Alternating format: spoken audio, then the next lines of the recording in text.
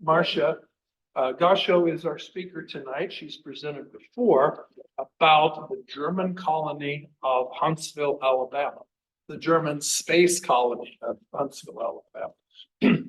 Marcia is a native of South Dakota, and you know the other famous person from South Dakota, Lawrence Welk. Come on, people. Come on, people. Saturday night, every night on television. And thanks to PBS, that's still the case. Marcia has been in Indianapolis since 1980. She has a BA in German from the University of Alabama, and guess where? Huntsville. She's on the board of directors of the Indiana German Heritage Society. And she has also been, for the past 5 years, a tour guide for Historic Landmarks Foundation of Indiana's Athenaeum Tour Program, and also a docent at the Carmel Christkindlmarkt, where you will see then the Indiana German Heritage Society exhibit there on German Christmas traditions. So enough of me. I'm going to turn this over to Marcia. Marcia, explain the panic bar. Oh, so everything good to go here? I think so. Okay, we'll see what we do. Okay, so tonight we're going to be talking about the story of von Duprin. And those are the three guys you need to remember: Vonnegut, DuPont, Prinzler. This is about me. I was born in South Dakota. I lived in Wyoming, Montana, Wisconsin, and Alabama. I majored in German, computer science, moved here in 1980. I have German heritage in my family. I found out my grandpa's uncle was a Turner. I was so excited. And I've been giving tours at the Athenaeum since 2018. And I always tell the story about von Duprin and the panic bars in the tour. So we're going to talk about first the Iroquois Theater. This is what started it all. Beautiful building, story of beauty and tragedy. So the Iroquois Theater was considered a very fancy theater. It had fancy lighting, draperies, seating, beautiful lobby. Cost over $1 million to build in early 1900s, so that was quite expensive. Chicago wanted to become another New York with their theater district. So this was their fancy entry into that, and became a big deal to go to this theater. And it opened right before the holidays. So everybody was hurrying to get in and see a production there, since it was so fancy and exciting to go there. So this is the layout of the building. This will come in more important later, especially where the ventilators were and things like that. And it had an odd configuration with the foyer, the lobby down there, and the seating facing a different direction. So it had three levels, the balcony and the gallery up there. So in 1903, the holiday program, this was the big thing, Mr. Bluebeard. And they're promoting that the theater is absolutely fireproof. Everybody's rushing to see this for the holidays. They had really nice sets, musical entertainment. The theater could seat 1,602 people for 3 levels, but they started selling standing room only tickets. So there were a lot more than 1,600. What year was that building built? It was in 1903. So it's just It was like brand new building. And so the place was packed that day in December with women and children who were going there for a special holiday treat. So unfortunately, a fire broke out after the first act. A stage light caught on fire. Sparks caught things on fire backstage. We had a fire curtain that could not lower all the way. It got caught. and it wouldn't go all the way down. Someone opened a back door and oxygen flooded in, and a huge fireball passed under the curtain and fried or asphyxiated all these people that were sitting in the front row. It was really bad. And people on the ground floor back here were able to get out, but the people in upper levels were having a lot of trouble getting out because of the exit situation, and bodies piled up at exits. So in all, almost 600 people died, which is just horrific. So you can see that they had poorly designed stairways, and people in emergency could not exit properly, and people piled up on these stairways, and it was all jammed up. And there were multiple failures there, but they paid off some people to finish the theater in time. They wanted to get it done in time for the holidays, so they had some money under the table for inspectors and things. There were no exit signs. The exit doors were hidden behind the curtains. Seats were installed in some of the aisles. They had no phone or fire alarm backstage, no sprinkler system. The ushers had not had any fire drills. They didn't know how to evacuate people. And they had been, there's no training. And they had these weird kind of locks. They call them European Bastille locks, a mechanism to keep the exit doors shut. And nobody really was trained how to open them. And there was only one fire extinguisher backstage, and the vents in the roof that I showed you were wired shut. Perfect storm. Oh my God. You, Four. last slide, it showed the doors swung toward. Yeah, the doors swung in. Yeah. They did not swing out, and no training, no, it was just, yeah, perfect storm. They violated the fire ordinance. There was only one main stairway and one entrance. And they had these lovely gates that kept people from the upper levels from sneaking down to get a better seat in the lower level. So people were virtually locked in up there. And the doors leading to outside were locked because they didn't want people sneaking into the theater after it started. So people were locked into the building. It was difficult for the panic crowds to go downstairs and to leave the building. I mean, you can just imagine the mass hysteria with that kind of deal. There were some people that got some ladders and they were trying to crawl over them into the building next door, and people fell or jumped. And there's one of the ambulances piled up bodies. The fire escapes were not finished or were frozen in place up. So people couldn't even use fire escapes. And then the ladder situation, and then firemen had to take all these bodies of women and children out of there. It was just what a horrible thing. So the restaurant next door, they used it, and a Marshall Field store down the street were used as a hospital and war. So there's a cemetery in Chicago, the Montrose Cemetery. It's got a special memorial just for the Iroquois theater victims. Some of the victims and survivors were from Indiana. I found this little picture of people up near the Chicago area that were from there. They either lost someone or they survived. So the theater manager, the guy on the right, he was arrested and charged with manslaughter, but he was acquitted at his trial.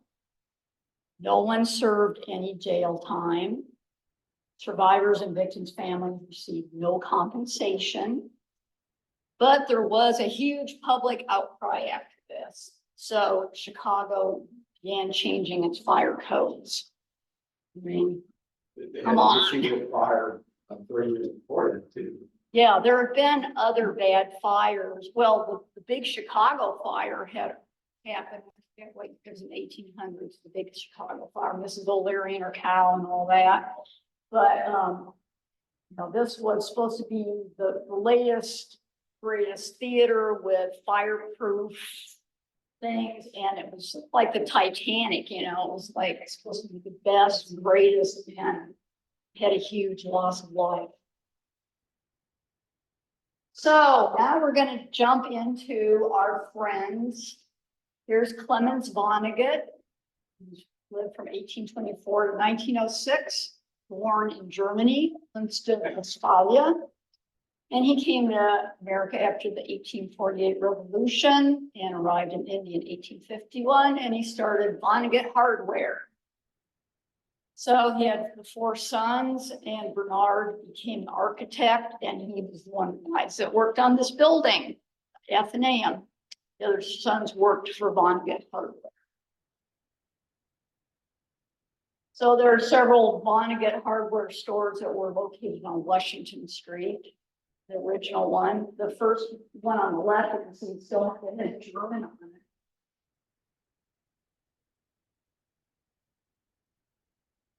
And there is a group photo of Vonnegut employees in 1906 and one of their old ads and their symbol. Yeah, that ad's from 1896. So he was the co-founder of the first Turnverein in Indianapolis, the vice president of the Normal College, president of the German English School, and he supported the teaching of German and introduction of PE into public schools as a member of the school board. I always tell that story in my tour about how many of you took PE in school, how many of you hated PE in school. Well, it was the Turner's fault, the Vonnegut's fault. They were all these Turners were on school boards and made kids take it. So I had found this 1960s ad that they changed the time, changed with the times. They didn't just sell hardware later. They started selling TVs, appliances, sporting goods, equipment, all kinds of stuff. And their phrase was, "You can get it at Vonnegut's." So by then it grew to 12 stores, and it was considered the most prominent hardware store in Indianapolis. So here we are, our friend Karl Prinzler. Meet Karl Prinzler. He was a son of German immigrants. He was born in 1870 in Indy. And he began working at the Vonnegut hardware store at the age of 17. And he kept rising up and up and up, and finally got to the position of manager of the builder's hardware department. And he was not only a member of the Athenaeum, but Kiwanis, Masonic Lodge, Scottish Shriners. He was in a bunch of different organizations. And I found this city directory that showed his position, his wife's name, his address, his phone number. It was like a city directory of him. So he was in Chicago that fateful day of the fire and was originally planning to go to the Iroquois Theater.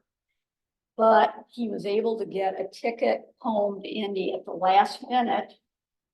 And then the next day he saw that headline about the horrific fire in the Iroquois. So he just barely missed being there that night. That afternoon. So he had survivor's guilt, and his neighbor, a guy named Henry DuPont, was an architect. And so they worked together to come up with the panic door system. And they began submitting patents in 1908. So they wanted something that no special knowledge was needed to open the door. You didn't have some complicated lock you had to undo. All you had to do was push the bar, and it could remain locked outside, but anybody inside could just push a bar and leave. And the door could remain locked outside.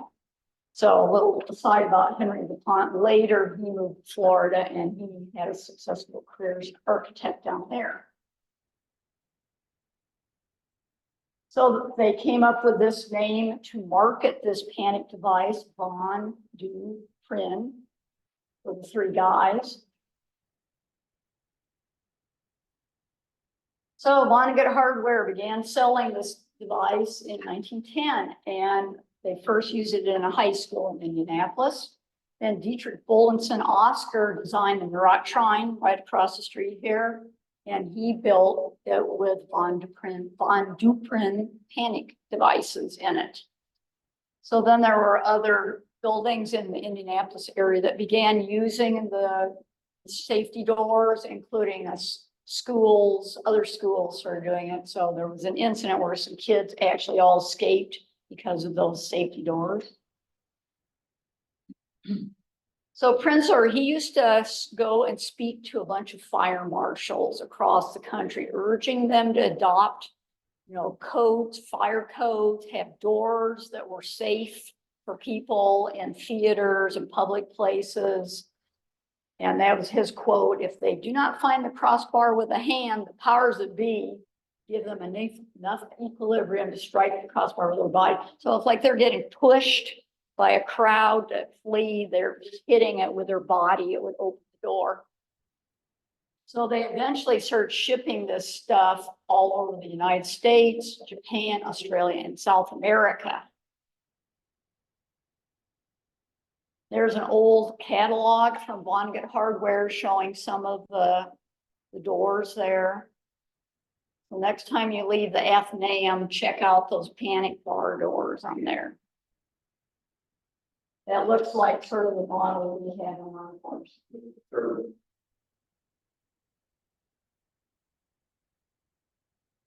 So they had a big building on Maryland Street, 402 West Maryland.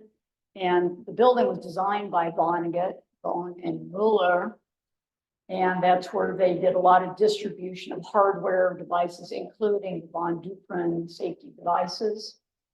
And the guy I'll be mentioning shortly, Rick Kors, he worked there until it was torn down. He said something about they made it in the parking lot for the Colts Stadium or something like that. I don't have any memory of that building downtown. So there's an old picture on the left of a patent that Prinzler DuPont had for the door. And then I found these pictures of when they were demolishing the airport. They had Von Duprin hardware on the doors.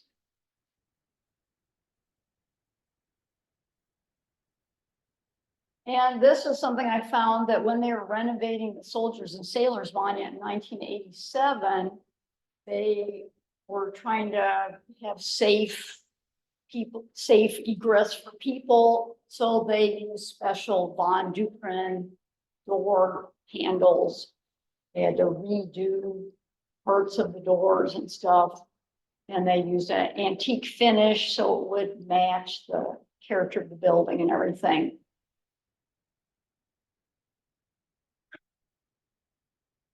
Okay, so Von Duprin was acquired. Something about 1966 by Ingersoll. Yeah, they became part Ingersoll Rand. Oh, I think it was Schlage Lock. Schlage Lock took them over, and then they became part of Ingersoll Rand. Then Allegion is an Irish company that now owns Schlage and Von Duprin. And I was driving by in Carmel one day and I saw that sign and I almost slammed on the brakes. Von Duprin. Like, so I quick pulled over, took a picture, like there I mentioned this place and all in my tours, and it's like I've been driving by it. Kind of freaked me out. So it's like, oh, I want to know more about this. So this year in January, I got a tour of the actual plant where they make safety devices. It's located near 30th and Post. It's on Toby Drive. So Rick Kors was a guy who was on one of my Athenaeum tours. And I mentioned the Von Duprin door and everything. And after the tour, he said, I worked for them. And I was like, hot dog. And I said, can you give me a tour? And actually, I had tried to get a tour there in 2019 or 2020, and then COVID hit. And it was like, so I was trying to find somebody that could give me a tour of the place. And so he's retired now, but he worked for them for 45 years. Graduate of Purdue with a mechanical engineering degree, and he has a bunch of patents for Von Duprin door components. I Googled his name and all these patents came up. It's like, wow. So I went with my husband, Bruce, Kelly Harris from Indiana Landmarks, and Diana Gingrich, who works here for the Athenaeum Foundation. We all went on the tour. And Rick Kors' wife went once too. So there we are, lined up. Probably the most excited visitors they've ever had. I know, like most people are like, oh. No, I was thrilled to be there. When did you go on this tour? January. Yeah, I did. So this is Von Duprin is their most profitable company of Allegiant. So their plant is humongous, 250,000 square feet, and they showed us everything from start to finish, from getting the metal in to customizing it. Pardon? We still make it there. Instead of Yeah. China. Oh, yeah, it's there. So they do a lot of custom work. People send them their specs and they'll knock it out in 5 days sometimes. But they're showing us they can make them in any color, all these door handles and things in any color. They did stuff for the Colt. They've done stuff for casinos, the Dallas Cowboys. You know, if you want a hot pink panic bar, they can do it for you. They said, just send them, what is the Pantone color? Just send them the Pantone color and they can do it. So it was kind of cool. These are like racks of door things. And they had all these machines that pressed the metal into the right shape and trimmed it and all these trimmings and stuff. And then they had like this scary looking acid bath that they would dip the stuff in, and then they did a powder coating for the custom colors, and they had water baths. They had all these steaming baths that you did not want to fall into. And they had, this was cool. They had these robots. This isn't a very good picture because we were looking through a glass window, but they had this robot that polished everything, and it had all these belts, and they would go like they said human beings used to have to do this manually on these belts. Can you imagine doing that all day long, polishing all these pieces? So the robot sort of mimicked the human way of polishing everything. It was really cool. They had several robots. I can't remember what was the other robot they had. Laser. Yeah, they had a laser. There's the laser, so they can do like, look like it's doing some kind of custom design on it. But they had several robots doing various tasks there. And then they do recycle that acid and that water and stuff. They're real big on recycling there. And it was interesting, I didn't take a picture of the actual people assembling stuff, but they would have these parts roll across a little assembly line. They'd come up on a screen. People would put them together manually. Then they test the thing and then they move it along. So they do it all day long. And a lot of these were custom parts, you know, each one was different. They'd come across and somehow put it together and move it on. And then they push a button that they're ready for the next one. So then there's Rick, and there's the shipping area. Every day they have this giant UPS truck that shows up. They have all these orders all boxed up, ready to go. They send them all over the United States. They have QR codes on them, date, time stamps, and they said usually 5-day turnaround from start to finish. It was pretty cool. And then they had a display of panic bars. The one on the far left is the original panic bar for a door. And then this one was closer to the ones that we had here in the they had all kinds of different displays of them up there on the wall. And then they had some little old Von Duprin catalogs and old Von Get hardware catalogs down there on display. So this is the Athenaeum. You see those bars and finish there. They came in and replaced the mechanisms in some of them, and they asked, should we shine these up for you a little bit? And they're like, no, just leave them the way they are. We want that finish, that old finish.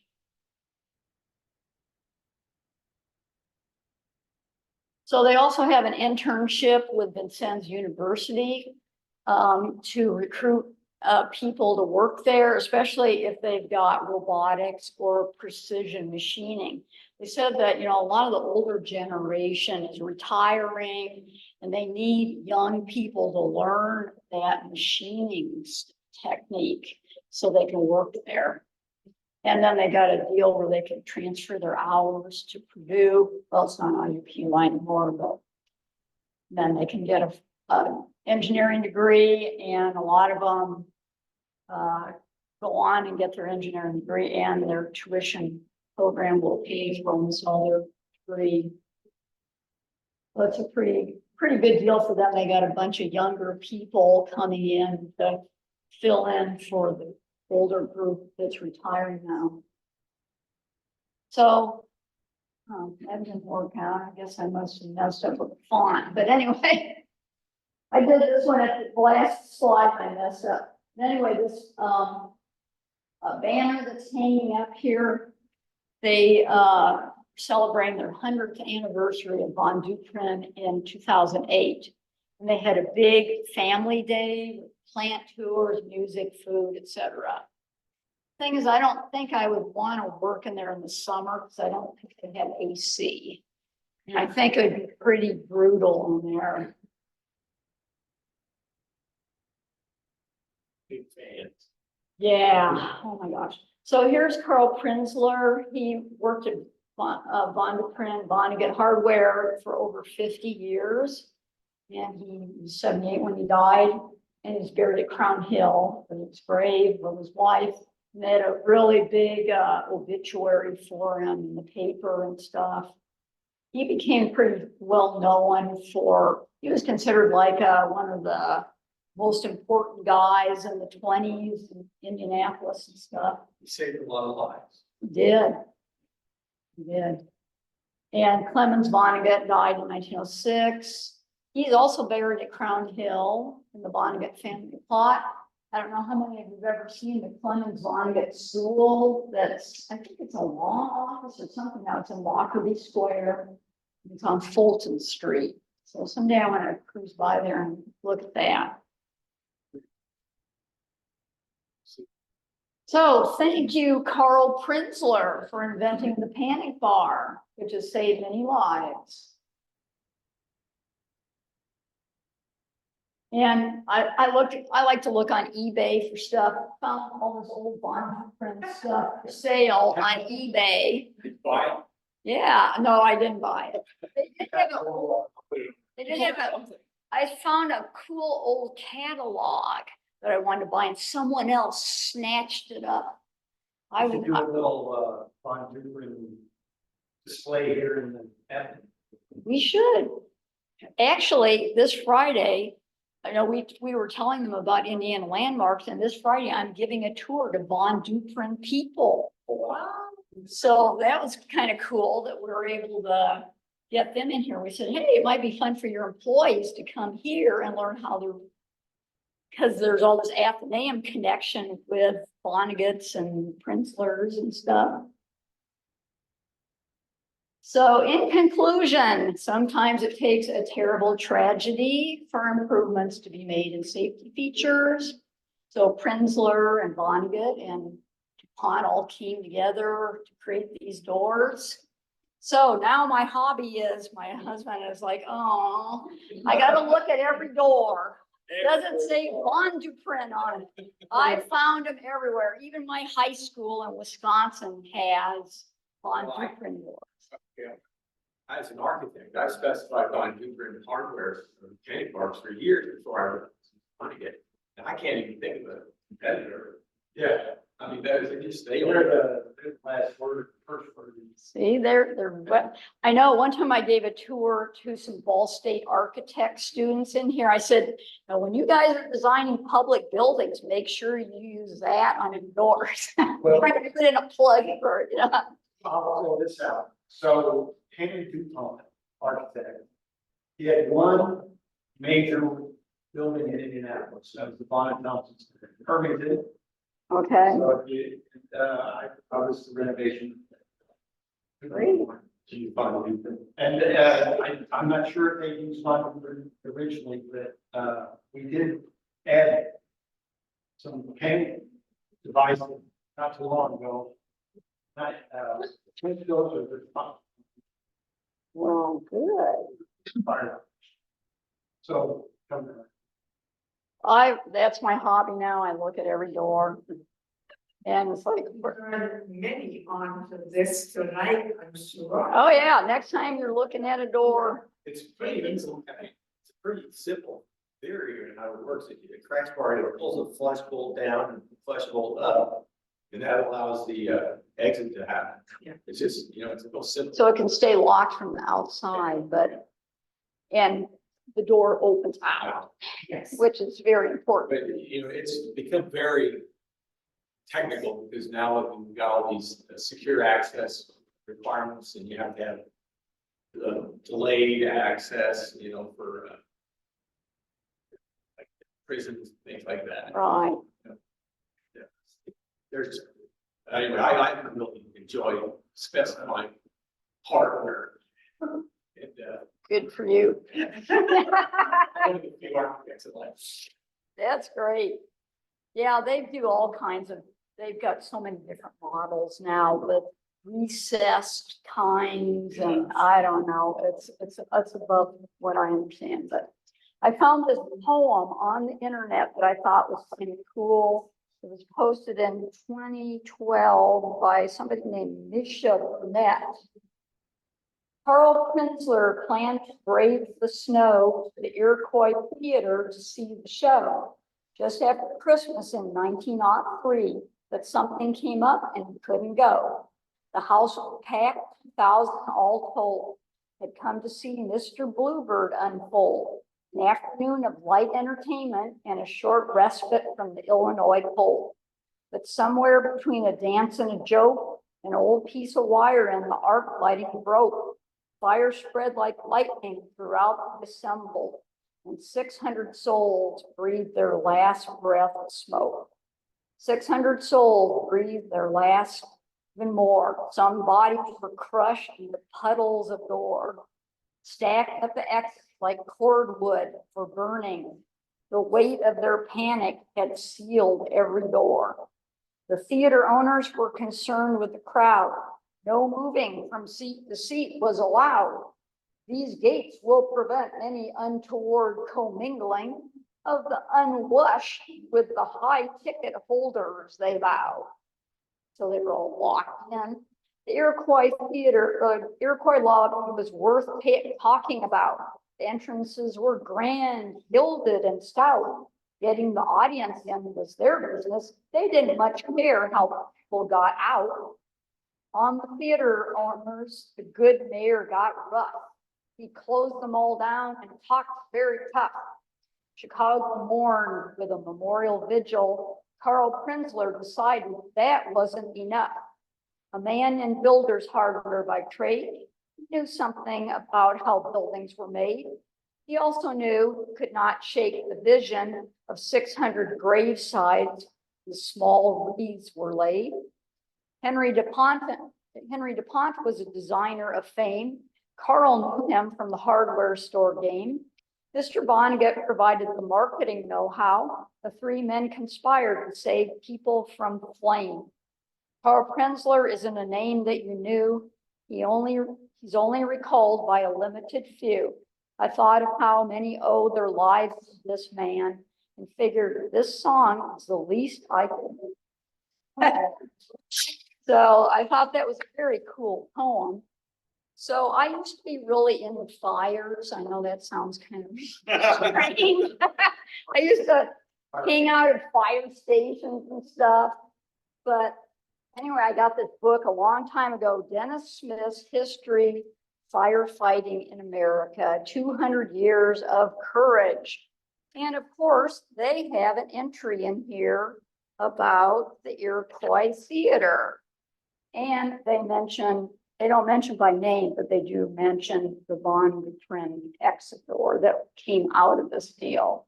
So if anybody wants to look at this, it's a very interesting book telling about famous fires in America.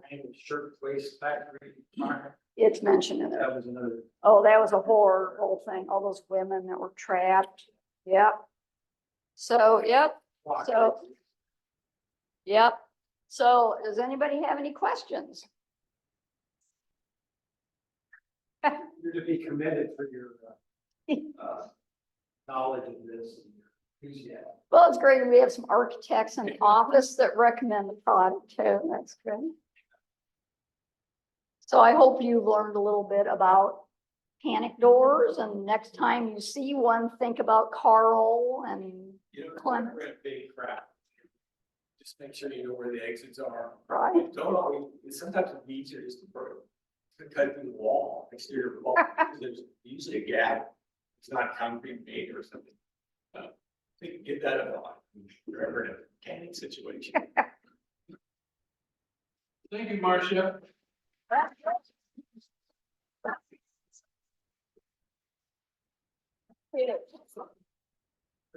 Well, folks, join us next month and you'll hear about German place names in Indiana, whatever that means.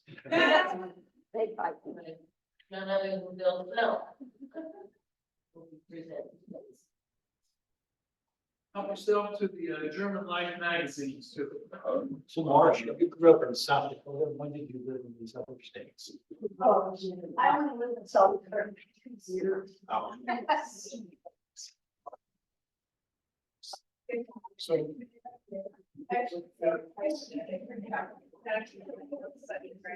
Yeah.